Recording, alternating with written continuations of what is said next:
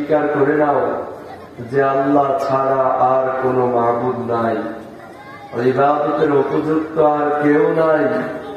যদি তোমরা এই কথা স্বীকার করে নাও তোমরা কামিয়াব হয়ে যাবে। যারা এই কথা স্বীকার করেছেন তারা কামিয়াব হয়ে গেছে। যারা স্বীকার করেন নাই, মানে নাই, তাদের উপর ধ্বংস, তারা ধ্বংস হয়ে গেছে। যুগে যুগে যারা স্বীকার করেছে তারা নজির, তারা উদাহরণ হয়ে গেছে। আর যারা স্বীকার করে নাই তারাও উদাহরণ হয়ে গেছে।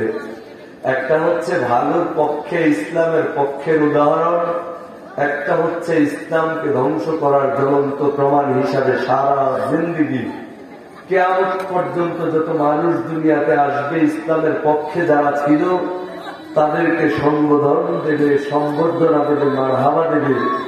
যারা ইসলামের বিপক্ষে ছিল তাদের জন্য লাঞ্ছনা, বঞ্চনা, অপমান, জিল্লতি। আওয়াজ দিয়ে বলেন ঠিক কিনা? এই জন্য আজকের আর যে সন্তানই এই নসিহত মেনে নেবে, সন্তান হিসাবে সে কামিয়াব হয়ে যাবে, সে সফল কাম হয়ে যাবে। এই নসিহতটা সারা পৃথিবীতে ভাইরাল। বাবা তার সন্তানকে নসিহত করতেছে, 1 নাম্বার নসিহত, ওরে আদরের সন্তান, আমি বাবা হয়ে তোমাকে নসিহত করতেছি, আল্লাহর সাথে কাউকে শরীক করবা না, আল্লাহর সাথে কাউকে শরীক করবা না। আল্লাহ রাব্বুল আলামিনের সাথে কাউকে শরীক করা যাবে না।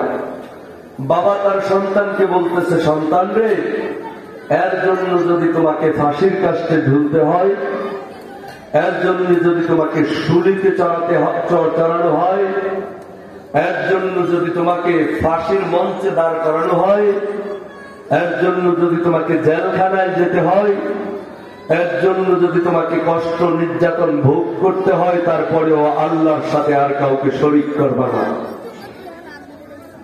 আমরা আল্লাহ রাব্বুল আলামিনের সাথে একদম কথায় কথায় শরীক করে ফেলি, অথচ আমরা জানিও না যে আল্লাহর সাথে শরীক হয়ে গেছে। পৃথিবীর সবচাইতে বড় জালেম ওই ব্যক্তি যে ব্যক্তি আল্লাহর সাথে কাউকে শরীক করে। আল্লাহ বলেছেন এটা সবচাইতে বড় জুলুম, পৃথিবীর সবচাইতে বড় জুলুম হচ্ছে আল্লাহর সাথে কাউকে শরীক করা। কিভাবে শরীক করি? আমি আর আপনি কথায় কথায় বইলা ফেলি, এইবার যদি আমার সাথে বিদেশে চেনা বাড়াইতো তো আমি মরে গেলাম বললে, এমন কথা কয় কি কয় না? অথচ এই কথার দ্বারা তার ঈমান চলে যায়। আপনার সন্তান যদি আপনাকে টাকা নাও পাঠায়, তারপরেও আল্লাহ আপনার রিজিক দেবে কি দেবে না? রিজিকের মালিককে। আপনি যে বললেন যে আমার সন্তান যদি এইবার টাকা না পাঠাইতো তাহলে আমি শেষ, আল্লাহ রাব্বুল আলামিনের সাথে আপনি শিরক করে ফেলছেন। আপনি বলে ফেলতেছেন ওই পারের জমিটা যদি এইবার না থাকতো তাহলে আমার খাওয়ার কোনো উপায় ছিল না। অথচ আল্লাহ বলেন যে আমি কোন প্রকার কোনো কিছু ছাড়া আসমান জমিনে যত মাখলুকাত আছে সমস্ত মাখলুকাতের জিম্মাদার হচ্ছে আমি আল্লাহ। বলেন আসমান জমিন, নবমণ্ডল এবং ভূমণ্ডলের মধ্যে যত মাখলুকাত আল্লাহ সৃষ্টি করেছেন সব মাখলুকাতের জিম্মাদারকে আল্লাহ। এজন্য আল্লাহর সাথে কাউকে শরীক করা যাবে না। বাবা তার সন্তানকে এই উপদেশ দিয়ে দিল, যুগান্তকারী এক উপদেশ। যিনি উপদেশ দিল ওনার নাম হাকিম লোকমান। হাকিম লোকমান তার ছেলেকে উপদেশ দিল, আদরের সন্তান, আল্লাহ রাব্বুল আলামিনের সাথে কাউকে শরীক করবা না। তার জন্য যদি তোমাকে কষ্ট করতে হয়, যদি তোমাকে শুলিতে চড়ানো হয়, যত কষ্টই হোক না কেন, আল্লাহ রাব্বুল আলামিনের সাথে কাউকে শরীক করা যাবে না। যুগান্তকারী এই উপদেশটা আমার আপনার জন্য নসিহত। ও আল্লাহর বান্দা, আল্লাহ রাব্বুল আলামিনের সাথে কাউকে শরীক করা যাবে না। যদি আমার উপর কষ্ট চলে আসে, যদি আমার উপর দুঃখ চলে আসে, যদি আমার অনেক অভাব দেখা দেয়, যদি আমার অনেক রোগ দেখা দেয়, যদি আমাকে আল্লাহ রাব্বুল আলামিন বিভিন্ন ভাবে পরীক্ষা করে, তারপরেও আল্লাহ রাব্বুল আলামিনের সাথে কাউকে শরীক করা যাবে না। আল্লাহ রাব্বুল আলামিনের সাথে যদি কেউ শরীক করে, এই শিরকের গুনাহ আল্লাহ রাব্বুল আলামিন মাফ করবে না। এই জন্য হাকিম লোকমান তার সন্তানকে নসিহত করে, সন্তান রে, আল্লাহ রাব্বুল আলামিনের সাথে কাউকে শরীক করা যাবে না। আজকে মাহফিলের মধ্যে 1 নাম্বার ওয়াজ করলাম, আল্লাহর সাথে আর কাউকে শরীক করা যাবে না। হাকিম লোকমান 2 নাম্বার নসিহত করে, আদরের সন্তান, ও আমার আদরের সন্তান, পিতা মাতার নাফরমানি করা যাবে না। পিতা মাতার নাফরমানি আল্লাহু আকবার কথায় কথায় হয়ে যায়। বাবা যদি সন্তানকে ডাক দিয়ে বলে, সন্তান ওই কাজটা কর, আমি পারবো না। মা যদি সন্তানকে বলে, বাবা ওই কাজটা তুই কর, মাকে ডাক দিয়ে বলে, পারতাম না, দমতাম নয়, কার না। আল্লাহ বলেছেন, তোমার মা যদি তোমার ব্যাপারে উফ করে, তোমার কপাল পুইরা যাবে। ও আল্লাহর বান্দারা, মা বাবার সাথে আল্লাহু আকবার নাফরমানি করা যাবে না, নাফরমানি করা যাবে না, কপাল পুইরা যাবে। বাবা জীবিত থাকতে বাবাকে চেনা যায় না, মা জীবিত থাকতে মাকে চেনা যায় না। মা যে কত বড় সম্পদ জীবিত থাকা অবস্থায় বুঝি না। যিনার মা নাই উনি বুঝে মা না থাকার যে কত ব্যথা। আল্লাহর গোলাম, তুমি ভুলে গেছো, তুমি ছোটবেলায় আল্লাহু আকবার কত মায়ের কোলে প্রস্রাব করে দিয়েছ, কত মায়ের কোলে পায়খানা করে দিয়েছ। মা দুঃখিনী একবারও বিরক্ত হয় নাই, একবারও মা দুঃখিনী কষ্ট পায় নাই, তোমাকে আদর করে যতন করে কোলে তুলে নিয়েছে। আল্লাহর কথা করে বলি, মাকে যদি কোনো আল্লাহর বান্দা কষ্ট দেয়, মাকে যদি কোনো সন্তান দুঃখ দেয়, তার কপাল পুইরা যাবে। যদিও তোমার জন্য মক্কার ইমাম সাহেব দোয়া করে, যদিও তোমার জন্য মদিনার ইমাম সাহেব দোয়া করে, যদিও তোমার জন্য বক্তা সাহেব, ইমাম সাহেব, হাফেজ সাহেব, মাওলানা সাহেব, মুফতি সাহেব দোয়া করে, কোন সাহেবের দোয়াই কোন কাজ হবে না যদি মাকে কষ্ট দিয়া ফেলাও। ওরে আল্লাহর বান্দা, আমি আজকে এই কথাটা বইলা দিয়া গেলাম, যদি জীবনটাকে সুন্দর করতে চাও, যদি দুনিয়াতে সাফল্য অর্জন করতে চাও, যদি আখিরাতে মুক্তি পেতে চাও, যদি আখিরাতে আল্লাহর জান্নাত পাইতে চাও, মার কলিজায় কোনোভাবেই আঘাত দেওয়া যাবে না। মাকে কষ্ট দিলে আমার আল্লাহ কষ্ট পেয়ে যায়, মাকে দুঃখ দিলে আমার আল্লাহ দুঃখ পাইয়া যায়। মাকে যদি সন্তুষ্ট করো, আরশের মালিক সন্তুষ্ট হইয়া যায়। সুবহানাল্লাহ বলেন। এই জন্য হাকিম লোকমান তার সন্তানকে নসিহত করে, সন্তান মা বাবার নাফরমানি করবি না। তোমার বাবা তোমার জন্য ছোট্টবেলায় কি করেছে একটু নজর করে দেখো। আমার বাবা আমার জন্য কি করেছে ছোট্টবেলায়, একটু আমাকে সেইটা নজর করে দেখতে হবে। আল্লাহু আকবার। তোমার কি মনে নাই যুবক, ছোট্টবেলায় তোমার জন্য ঈদের দিন তোমার বাবাই নতুন জামা নিয়ে আসছে।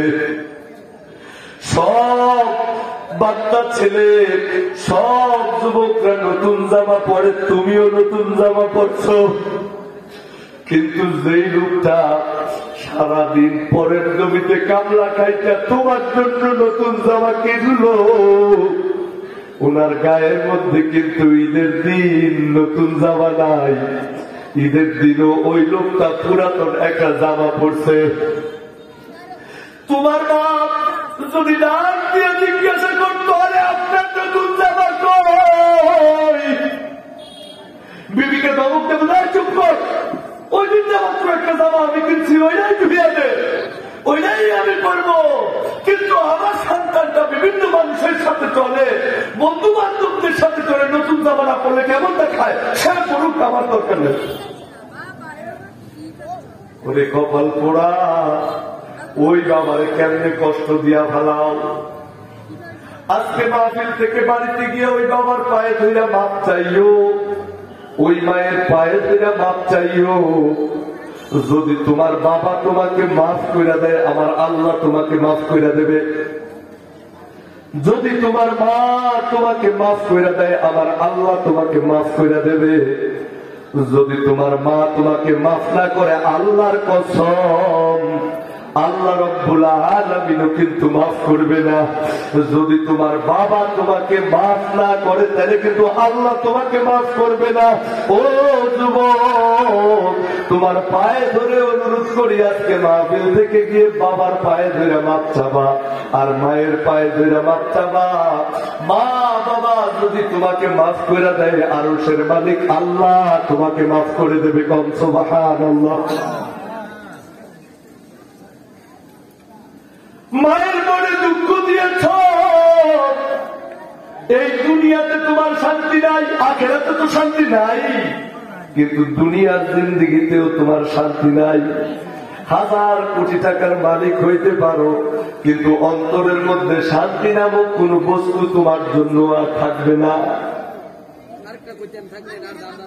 খেয়াল করে একটু দেখো, আমাকে আমার মা যখন গর্ভে ধারণ করেছিল, আর গর্ভে নিয়ে আমার মা আমার জন্য কত কষ্ট করেছে। 10 মাস কম বেশি মা গর্ভে নিয়েছিল। কত সময় এমন হয়েছে, মা বাথরুম করার জন্য বাথরুমের মধ্যে যাবে, ওই যে বাথরুমে বসতে নেবে, ঠিক এমন সময় বাম পা দিয়ে আমার কলিজার মধ্যে লাথি মারছি রে বাবা। মা দুঃখিনী বাথরুম করবে, বসতে পারে না, দাঁড়াইয়া গেছে।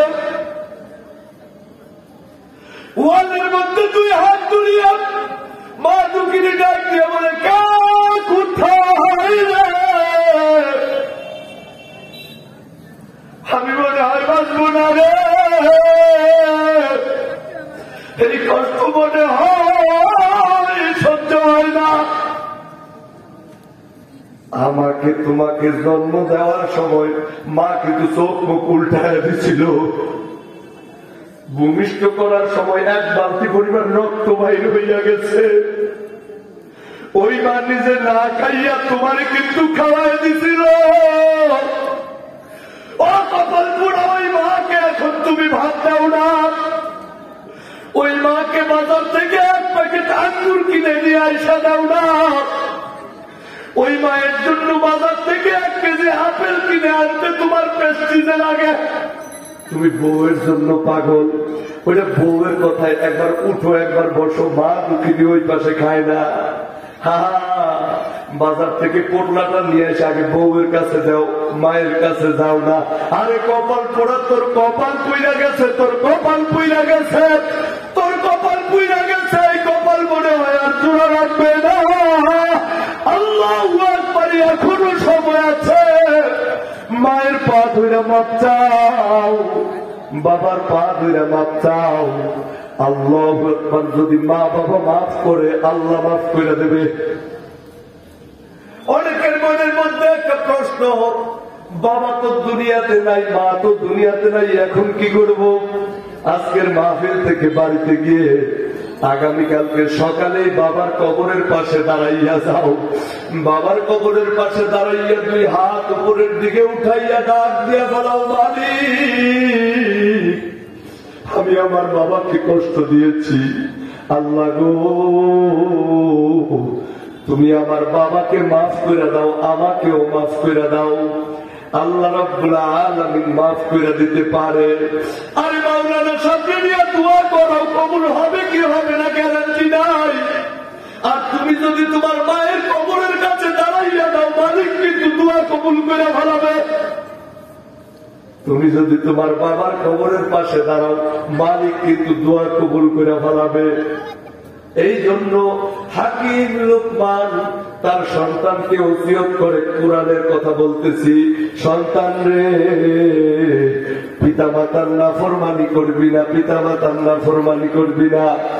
বাস্তব একটা ঘটনা আপনাদের সাথে শেয়ার করতেছি। নয়া দিগন্ত পত্রিকা যখন ছিল, নয়া দিগন্ত পত্রিকার মধ্যে আসছে আল্লাহু আকবার, সন্তানকে মা বাবা যতন কইরা যত্ন কইরা আদর কইরা বড় করছে, আস্তে আস্তে বড় করছে। সন্তান স্কুলের মধ্যে পড়ে, মেট্রিক পরীক্ষায় সন্তানটা ভালো একটা রেজাল্ট কইরা ফেলাইছে। মেট্রিক পরীক্ষা ভালো রেজাল্ট যখন করলো, মা বাবা চিন্তা করলো সন্তান তো আমার ভালো ছাত্র, এই সন্তানকে পড়ালে তো কাজ হবে। সন্তানটাকে ঢাকা পাঠাইয়া দিছে, ভালো একটা কলেজের মধ্যে পড়াশোনা করছে। এবার সন্তান ইন্টারমিডিয়েট কমপ্লিট করার পর ঢাকা ইউনিভার্সিটিতে চান্স পাইয়া গেছে। ইউনিভার্সিটিতে চান্স পাওয়ার পর বাবাকে খবর পাঠায়, আব্বা টাকা পাঠাও, আব্বা টাকা পাঠাও। টাকা কোত্থেকে পাঠাবে? গরিব মানুষ, বাবা তো টাকা পয়সা আর নাই। বিবির সাথে পরামর্শ করে, বিবি রে আমার সন্তান তো একটা হাজারে একটা হইয়া গেছে, আমার সন্তান তো সোনার মানুষ হইয়া গেছে, সন্তান আমার ঢাকা ভার্সিটিতে পড়ে, এই ভিটা বাড়িটা রাইখা কি লাভ? কিছুদিন পরে তো সন্তান চাকরি করবে, আমাদেরকে টাকা পাঠাবে, ভিটা বাড়িটা বিক্রি করে দিই। একমাত্র ভিটা বাড়িটা বিক্রি কইরা সন্তানদের টাকা পাঠাইছে। সন্তান ভার্সিটি কমপ্লিট করছে, ভালো মানের একটা চাকরি পাইছে। ঢাকা ইউনিভার্সিটিতে পড়াশোনা করলে চাকরি পাওয়া খুব সহজ, কারণ আমি কুষ্টিয়া ইউনিভার্সিটিতে পড়াশোনা করছি। আমি জানি 12টা না 13টা চাকরি করছি এই পর্যন্ত। এখন 7-8 বছর ধরে আর কোন চাকরি করি না। আল্লাহু আকবার। মায়ের দোয়া নাও, কপাল খুইলা যাবে। মায়ের বদদোয়া নিও না, কপাল কিন্তু খুইলা যাবে, দুনিয়াতেও পূর্বে আখেরাতেও পূর্বে। এবার ঢাকা ইউনিভার্সিটি থেকে পড়াশোনা কমপ্লিট করার পর যুবক যখন চাকরি পাইল, ইংলিশ মার্কা একটা মাইয়ারে বিয়া করলো। বিয়া করার পর ওই যে ইংলিশ মার্কা বউ, আল্লাহু আকবার, তার স্বামীরে কয় তুমি তোমার বাবা মার সাথে থাকবা না, আমার সাথে থাকবা। যদি ওই বাবা মার সাথে থাকো তাহলে আমারে পাইবা না, আর যদি আমার সাথে থাকো তাহলে ওই দুইজন থাকতে হবে। কপাল পোড়া। আল্লাহু আকবার। ছোট্টবেলা থেকে এই পর্যন্ত ভিটা মাটি ভাড়া আল্লাহু আকবার বিক্রি কইরা যেই বাবা মা পড়াইছে, ওই বাবা মারে ছাইরা দিয়া ইংলিশ মার্কার কথায় ঢাকা শহরের মধ্যে এখন বাসা ভাড়া কইরা থাকে। আল্লাহু আকবার। সব ইংলিশে পড়া মেয়েরা খারাপ হয় না, কিছু কিছু ভালো আছে। এইবার ভালো মানের চাকরি করে, বাবা মার সাথে আর কোন যোগাযোগ নাই, আর কোন খবর নাই। 1-2 বছর না 10 বছর যাবৎ বাবা মার খবর নেয় না। বাবা তো বৃদ্ধ হয়ে গেছে, ভিটা মাটিও তো নাই। আল্লাহু আকবার। ওই সন্তানের মাটা অসুস্থ হইয়া গেছে, চিকিৎসা করানোর জন্য হসপিটালের মধ্যে ভর্তি করছে। টাকা কোত্থেকে দেবে? টাকা পয়সা নাই। আল্লাহু আকবার। বৃদ্ধ বয়সে অন্য কোনো কাজ নাই, কাজ করতে আরেকজনের জমিতে কামলা খাটতে গেছে। কামলা খাটতে যাওয়ার পর ডাক দিয়ে বলে, ওই মিয়া তুমি আসছো কাম করতে, তোমার পোলায় না ঢাকায় চাকরি করে, তুমি আসছো কাম করতে? লজ্জা লাগে, শরম লাগে, নিজের গ্রামের মধ্যে কারো কাছে চাকরি করতে পারে না। শীতের দিন, কনকনে শীত, চাদর একটা নামিয়া মুখটা না পেঁচাইয়া রিক্সা একটা ভাড়া নিয়া রিক্সা চালায়, কেউ যেন না দেখে। রিক্সার মধ্যে প্যাডেল মারে আর ফুপাইয়া ফুপাইয়া বাবা কান্দে আর ডাক দিয়ে কয়, আল্লাহ গো, এই জন্য কি সন্তান রে আদর করে পাইলে এত বড় করছিলাম নাকি? বাবা মা দোয়া করতে হয় না রে পাগল। বাবা মার মনের চাহিদাটাই আল্লাহর কাছে কবুল হইয়া যায়। ওই ঢাকায় যুবক থাকে, যুবকের আল্লাহ একবার কপাল পুইরা গেছে। এই যে বসন্ত হয় না, বসন্ত, ওই যুবকের এত বড় বড় ফোট হয়েছে, বসন্ত হইয়া গেছে। ওই যে ইংলিশ বার্তা যেটা ছিল, কয় তুমি শেষ, তোমার লোকের থেকে আমার কোন লাভ নাই, আমি আমার বাবার বাড়িতে চলে যাই, ওইটা চলে গেছে। যুবকটা আল্লাহ একবার বড় বড় ফুসকা পড়ছে, মনে মনে চিন্তা এসে পড়ছে, হায় রে, শিক্ষিত তো, আমি আমার মাকে কষ্ট দিয়েছি, আমি আমার বাবাকে কষ্ট দিয়েছি, এই জন্য মনে হয় আমার এই অবস্থা হইয়া গেছে। যুবক বুঝে ফেলেছে, যুবকটা নিয়ত করলো, আমি আমার মায়ের কাছে মাপ চাবো, আমি আমার বাবার কাছে মাপ চাবো। ঢাকা শহর থেকে নিজ গ্রামের জন্য আসার জন্য বাসের মধ্যে উঠছে, একটা এলাকার মধ্যে নাই না, চিন্তা করছে রিক্সায় তার নিজের গ্রামে যাইতে হবে। ডাক দিছে, ও চাচা মিয়া যাইবা নাকি অমুক গ্রামে? চাচা মিয়া ডাক দিয়ে কয়, 70 টাকা ভাড়া লাগবে, তাইলে যাবো, অনেক দূর স্যার, পায়ে পাড়া দিয়া রিক্সা চালাই, অনেক কষ্ট হবে। ডাক দিয়া কয়, টাকা পয়সা কোনো ব্যাপার না, ও চাচা মিয়া তাহলে চলো। রিক্সার মধ্যে সে যখন বসছে, বৃদ্ধ চাচা মিয়া রিক্সা চালাই, আল্লাহু আকবার, আর জোরে জোরে আওয়াজ দিয়া কান্দে। রিক্সার মধ্যে বসা অফিসার ডাক দিয়ে জিজ্ঞাসা করে, চাচা তুমি কেন কান্দো? তোমার মনের মধ্যে কি কষ্ট আছে নাকি? আল্লাহু আকবার ডাক দিয়ে বলে, স্যার আপনি বুঝবেন না বৃদ্ধর কলিজার মধ্যে কত বড় কষ্ট। বলে, চাচা তোমার কি কষ্ট? কয়, স্যার গো, আপনার মতো আমারও একটা সন্তান ছিল, অনেক বড় চাকরি করে, স্যার আমার সন্তানটা যদি আমার কাছে দেখো, আপনার মতো সাহেব সাহেব দেখা যাইত। সন্তান ডাক দিয়ে বলে, চাচা তোমার কথা শুনে আমার কেন এমন লাগে, তোমার কণ্ঠ কেন আমার পরিচিত লাগে, একটু থামো। আল্লাহু আকবার। বৃদ্ধ চাচা যখন থামছে, সন্তানটা আল্লাহু আকবার, বৃদ্ধ চাচার ওই যে গলার মধ্যে মুখের মধ্যে চাদর বাঁধা, ওই চাদর সরাইয়া পালাইছে। নজর কইরা দেখে ছোট্টবেলায় যেই বাবা নিজে না খাইয়া সন্তান রে খাওয়াইছে, ওই বাবাটাই তো রিক্সা চালায়। সন্তান বাবার পায়ে ধরে বলছে, বাবা আমার মাফ কইরা দাও, তুই কেন রিক্সা চালাও বাবা? আমার মাই কই, আমার মাই কই? বৃদ্ধ বাবা ডাক দিয়ে বলে, দূরের সন্তান, তোর মার অবস্থা বড় খারাপ, হসপিটালে। তাড়াতাড়ি কইরা হসপিটালে গেছে বাবা, চলো। হসপিটালে মা হসপিটালের বেডে শুয়ে আছে। 10 বছর পর সন্তানকে দেখার পর মা শোয়া থেকে উঠে বসে গেছে। সন্তান মাকে ডাক দেওয়ার আগে মা সন্তানকে ডাক দিয়ে বলতেছে, ও মা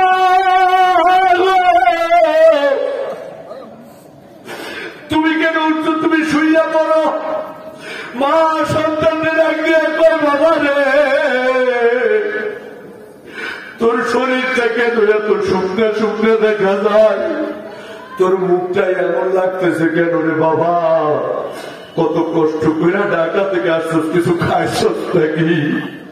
সন্তান হাউ মাউ করে চিৎকার মারে গিয়া মায়ের পায়ে জড়াইয়া ধরে আর ডাক দিয়ে বলে, মা 10টা বছর ধরে তোমার কোনো খবর নেই না, আমার বিবিও আমারে ফালাইয়া চলে গেছে, আর তুমি আমারে ধরাইয়া ধরলা ঘুমা।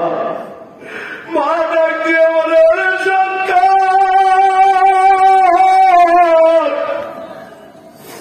10 বছর ধরে খুঁজতেছ নাই, এখন আমি মার কি কষ্ট পাইছি তোরে গর্ব নেওয়ার পর, যেই কষ্ট আমি পাইছি ওই কষ্টের তুলনায় এই কষ্ট আমার কাছে কিছু না।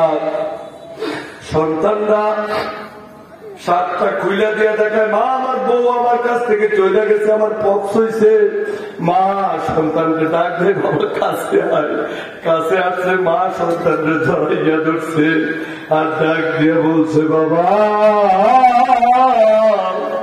10 বছর পরে তুই আমার কাছে আইসা যখন আমি মারে মা কইয়া ডাক দিছ,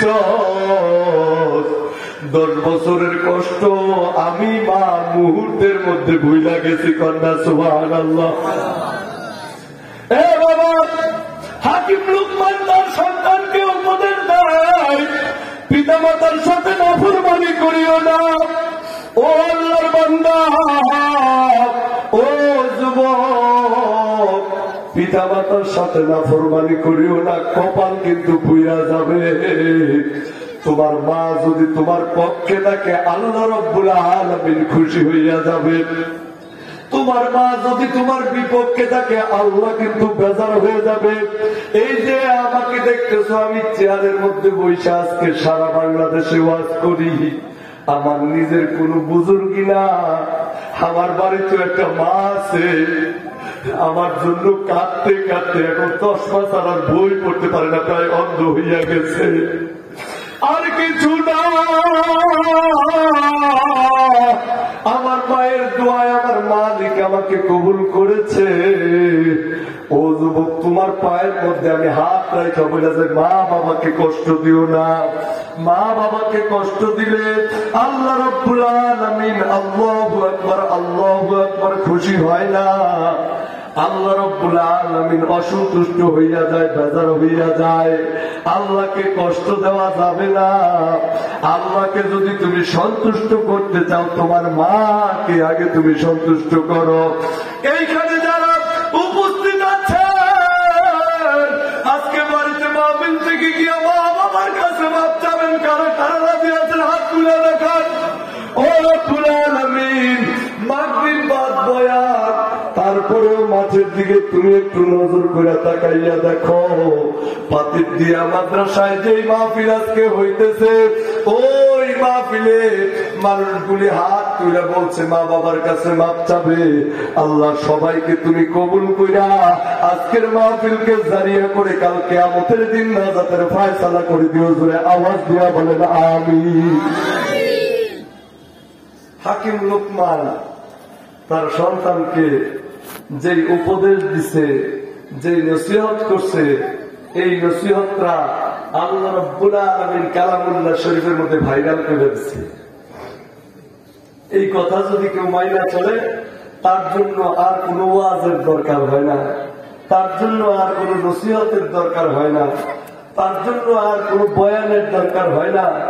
এত বয়ান শুনি, এত ওয়াজ নসিহত শুনি, এখন বাকি থাকে শুধু আমলের। এটা আমলে পরিবর্তন করতে হবে।